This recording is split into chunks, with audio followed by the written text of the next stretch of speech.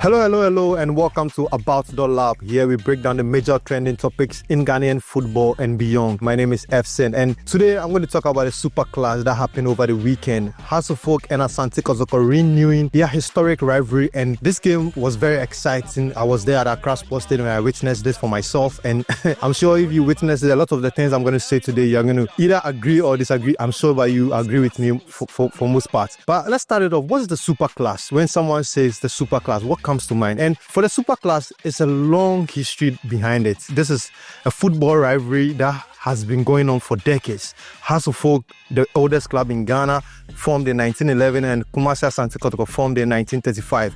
And these two clubs' rivalry has since their first game in the mid-20s, they've still been playing, and can talk about how they faced up in the 2005 CAF Confederation Cup final. That was the first ever CAF Confederation Cup tournament, and these two teams from Ghana made history by reaching the final, and Hearts of Oak won that game. You can also talk about how the major transfer between these two teams broke in the early 2000s, how Charles Taylor moved from Hearts of Oak to Asante Kotoko. It was huge amount of money involved there in that transfer. You can also talk about Michael Ekufu's long race strike. Charlie, there's a lot to unpack, there's a lot to talk about historic-wise in this game and how they fared over the years. But outside the football field, this rivalry transcends just beyond football. You can talk about how it mirrors the competition between two of Ghana's major cities, Accra and Kumasi. And Hearts of Oak representing Accra, Kumasi, Asante Kotoko, I gave that, I was already representing Kumasi. But what happened on Sunday? Let's go into what happened proper on Sunday. Kumasi, Asante Kotoko, I should say, they won the game. They won the game by a lone goal, a penalty converted by Morifin Donzu in the first half, Peter Amiduaka being brought down, and Morifin, the Guinean international, stepping up and converting, beating Blasters goalkeeper Benjamin Asari. So Kumasi, Asante Kotoko carrying the day, extended their perfect record, I should say, against Hearts of Oak in the league in recent meetings. So including Sunday's game, in the last 5 meetings, Kumasi, Asante Kotoko, they've won 4, and Hearts of Oak, no win. So Hearts of Oak are still chasing their first win in recent meetings against Asante Kotoko. So they will try that one in the second round of the game, but in the second round of the league. But this game was not without controversies. There was a lot of controversies. Referee Reginald Collins Amoah was at the center of attention. He made some big calls, and this big call sort of determined who won the game on the afternoon. The first call was when Peter Amiduaka was brought down in the penalty box. A lot of commentaries. I've listened to a lot of commentaries. I've watched a lot of replays and all that. And the contact, though, was soft, very soft contact, or we can say minimal contact. But was it a contact? Yes. And is it a referee's discretion to whistle and award Kotoko the penalty? Fantastic decision, I should say, and the referee got it right. I think the agitation, I should say, is coming from Hearts of Oak fans. They believe that this referee wasn't fit for purpose. They believe this referee wasn't fit to handle this game in the first place. So the GFA should have changed him, but the GFA, they stuck to their decision and they went with Reginald Collins Amoah. And the first penalty was converted. The penalty, I should say, was converted by Morifin Donzu. There was another controversial decision after the penalty call. Kotoko felt they should have been awarded a second penalty when the ball struck the arm of Kelvin Osei-Sipi. But the referee thought the ball came off or cannon off the defender's leg before it hit his arm. So he felt it wasn't a legitimate call. It wasn't a call to make at that moment. But Kumasi Asante Kotoko fans obviously are not happy with that. They felt they should have had 2 penalties. But the major one, or the major talking point, or the major decision wasn't taken solely by Reginald Collins Amoah. He took that decision in consultation with his assistant, line 1, because Maoli Wayo's strike in the 90th minute was ruled out for offside.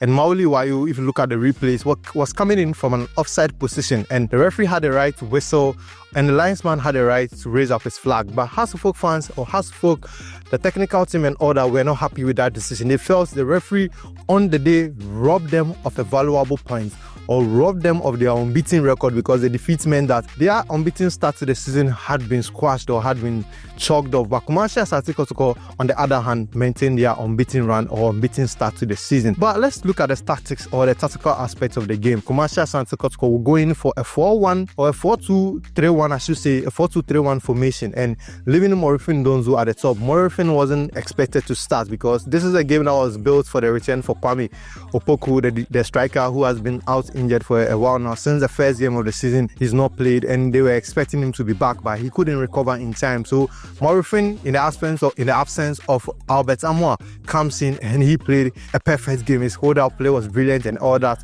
And also you can talk about the two holding midfielders that Asante Kotoko played on the day. Lord Amoah and Hube Jehu or Seth Kojo, they were all brilliant on the day.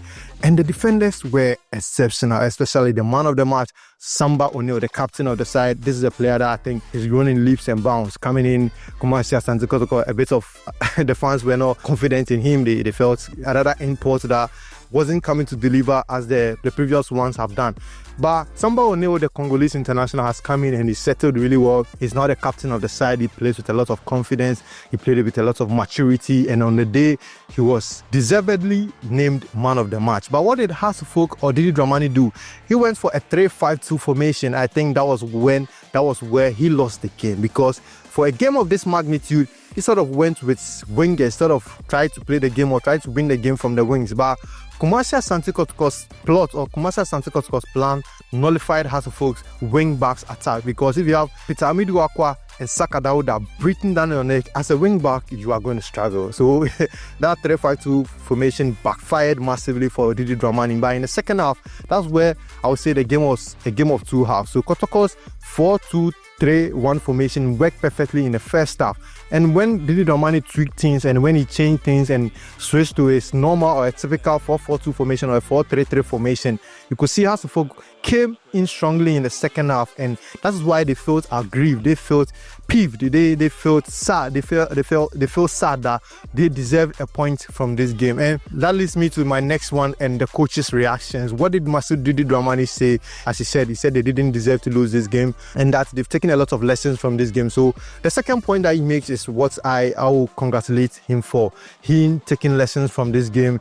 Any manager could have dealt or could have focused on the referee decision. Didi Dramani didn't speak about the referees at all in his press conference. He stuck by the game. He talked about the tactics, he talked about the styles, and he talked about areas that his side can improve going forward and coming in their next game against Red Row All Blacks. That was his focus. That was his focus for the entire press conference. I think the journalists sort of wanted him to talk about how about the controversy surrounding the game, about the referee's decision, but he was very emphatic. He wanted to talk about the game. And Didi Dramani is a brilliant manager. If you know him, he was a Kotoko coach in the past. He won the league twice. He's coached at Norgeland. He's worked with Norgeland in Europe. He's worked with the Right to Dream Academy. He's worked with the Black Stars. So he knows his stuff. And I think he, at the moment, is working with what he has available. I think Hearts of Oak have not done enough.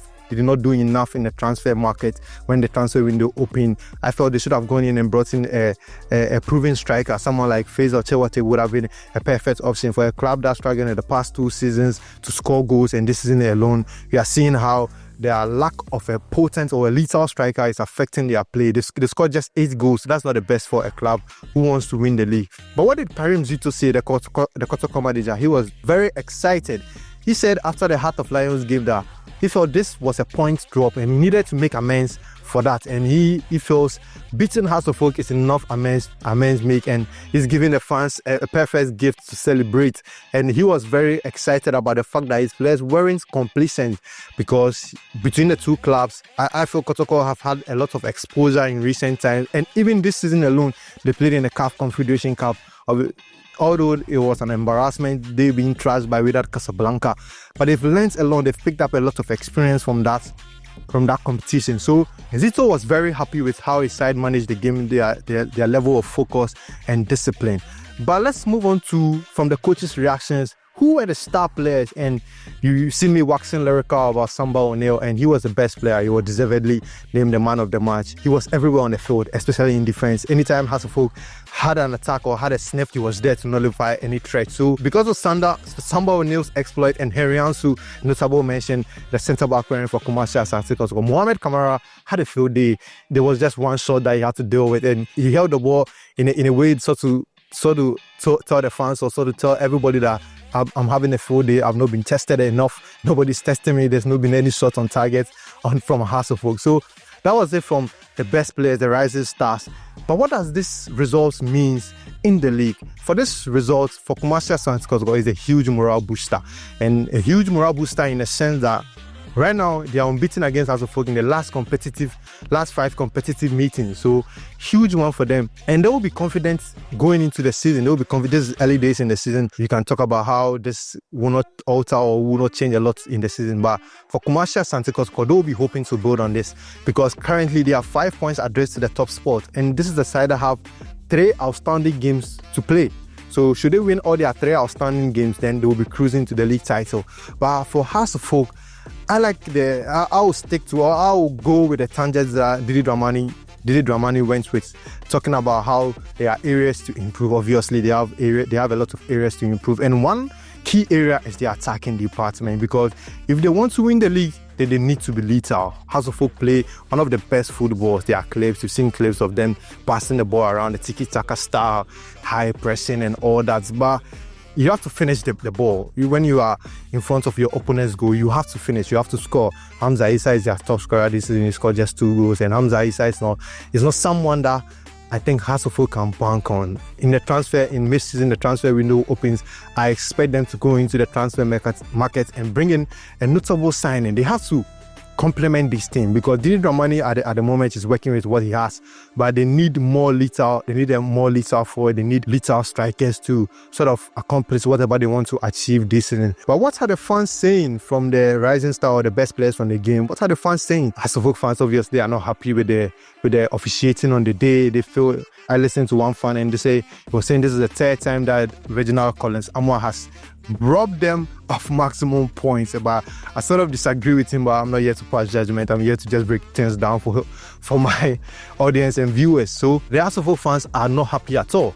They are not happy at all with the officiating. But Kumasi Asante Kotoko fans are really happy. They are excited with the win. When they were thrashed by Wydad Casablanca 5-1, losing 6-1 on aggregate, Hearts of Oak fans were trolling them. They were laughing at them. They became a laughing stock. But now they got the best of their bitterest rival. But what makes it more exciting for Kumasi Asante Kotoko fans is that they spoiled Hearts of Oak's party. They spoiled their birthday party. They went into the game against Kumasi Asante Kotoko expecting the win to have a perfect birthday celebration. But Kumasi Asante Kotoko spoiled the birthday celebration for Hearts of Oak. So Kumasi Asante Kotoko fans, they are really, really excited and they are buzzing from this victory. So that's all from me, Efson, on the About.football Lab. Today, I broke down the major topic, that's the super clash that transpired over the weekend at Accra Sports Stadium.